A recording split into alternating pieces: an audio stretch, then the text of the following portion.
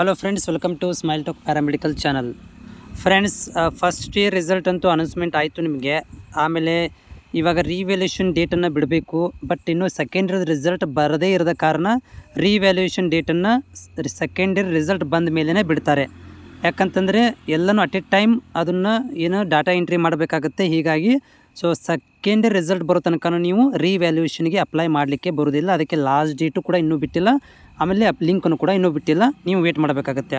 ಅದಾದಮೇಲೆ ನೀವೇನಾದರೂ ಈಗ ಫಸ್ಟ್ ಇಯರ್ದಲ್ಲಿ ಓದಿ 2ನೇ ವರ್ಷಕ್ಕೆ change of college, change of course ಮಾಡ್ಕೋಬೇಕು ಅಂತಂದರೆ ಅದಕ್ಕೆ ನಿಮಗೆ ಅದಕ್ಕೂ ಕೂಡ ಇನ್ನೂ ನೋಟಿಫಿಕೇಷನ್ ಬಿಡಬೇಕಾಗತ್ತೆ.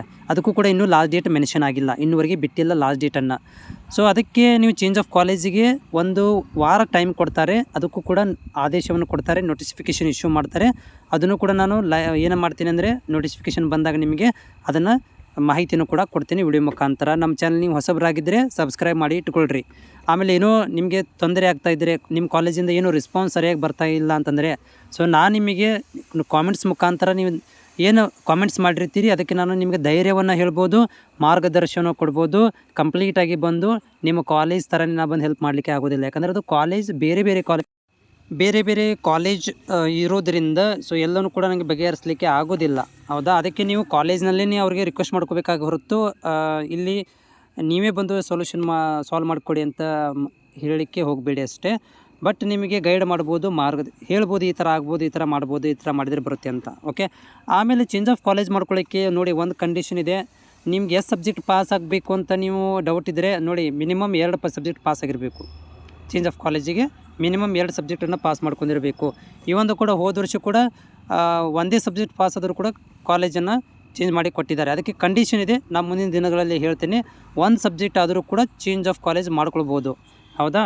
ಆಮೇಲೆ ಇನ್ನೊಂದು ಏನಂತಂದರೆ, ನಿಮಗೆ ಚೇಂಜ್ ಆಫ್ ಕಾಲೇಜ್ ಮಾಡ್ಕೋಬೇಕಂತಂದರೆ ನೀವು ಗೌರ್ಮೆಂಟ್ ಸೀಟ್ ಆಗಿದ್ದರೆ ನೀವು ಯಾವ ಕಾಲೇಜಿಗೆ ಹೋಗ್ತೀರಿ ಅಲ್ಲಿ ಕಾಲೇಜಲ್ಲಿ ಗೌರ್ಮೆಂಟ್ ಸೀಟ್ ಇದೆಯಲ್ಲ ಕನ್ಫರ್ಮ್ ಮಾಡ್ಕೋಬೇಕು. ಯಾಕಂದರೆ ಅಲ್ಲಿ ಗೌರ್ಮೆಂಟ್ ಸೀಟ್ ಇಲ್ಲ ಅಂತಂದರೆ ಅದು ಮ್ಯಾನೇಜ್ಮೆಂಟ್ ಸೀಟ್ ತೊಗೊತೀವಿ ಅಂದರೆ ಅದಕ್ಕೆ ಫೀಸ್ ಬೇರೆ ಆಗುತ್ತೆ.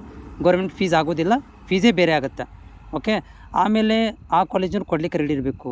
ಮೇನ್ ಇಂಪಾರ್ಟೆಂಟ್ ಏನಂತಂದರೆ ಇಲ್ಲಿ ಇದ್ದ ಕಾಲೇಜವರು ಕೊಡೋದು ಕಷ್ಟ, ಚೇಂಜ್ ಆಫ್ ಕಾಲೇಜನ್ನು ಕೊಡೋದಿಲ್ಲ. ಯಾಕಂದರೆ ಅವ್ರಿಗೆ ಲಾಸ್ ಆಗುತ್ತೆ, ಇಲ್ಲ ಒಂದು 2 ವರ್ಷದ ಫೀಸ್ ಪೇ ಮಾಡಿ ಹೋಗು ಅದಿದ್ದು ಅಂತ ಹೇಳ್ತಾರೆ. ಇದನ್ನೆಲ್ಲನೂ ಮೀರಿಸಿ ನೀವು ರೆಡಿ ಮಾಡಿ ಇಟ್ಕೋಬೇಕಾಗತ್ತೆ ಚೇಂಜ್ ಆಫ್ ಕಾಲೇಜ್ ಹೋಗಬೇಕಂದ್ರೆ.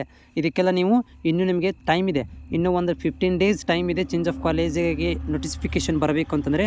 ಅದರೊಳಗಡೆ ಇದ್ದ ಕಾಲೇಜಲ್ಲಿ NOC ಲೆಟ್ರನ್ನು ತೊಗೊಳ್ಳಿಕ್ಕೆ ರೆಡಿ ಮಾಡಿ ಇಟ್ಕೊಳ್ಳಿ. NOC ಲೆಟ್ರ್ ಕೊಡಬೇಕು. ಅವರು ಸರ್ ಕೊಡೋದಿಲ್ಲ ಅಂತ ಹೇಳ್ತಾರೆ, ಏನು ಮಾಡಬೇಕು?